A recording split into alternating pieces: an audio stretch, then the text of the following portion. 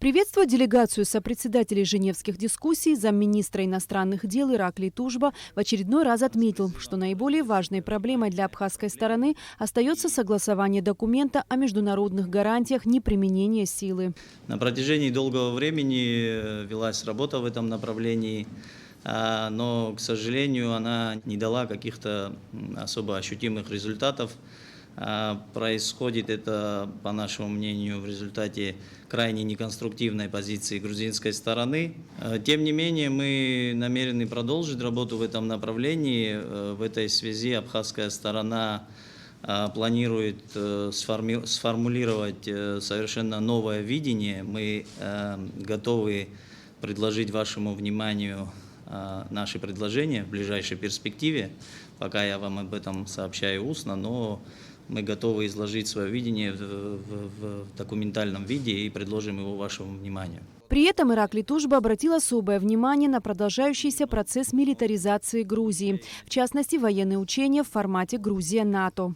В этих военных маневрах, которые принимают такой регулярный характер, они проводятся ежегодно, в них задействуется все большее количество военнослужащих из разных стран, задействуется тяжелая техника, авиация, военно-морские силы.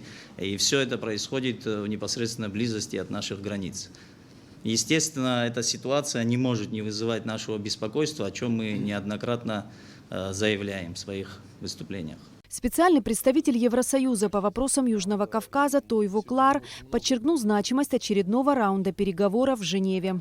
Действительно, мы очень давно здесь не были, и отрадно сюда вновь приехать и непосредственно лично вас увидеть и обсудить все подготовительные вопросы.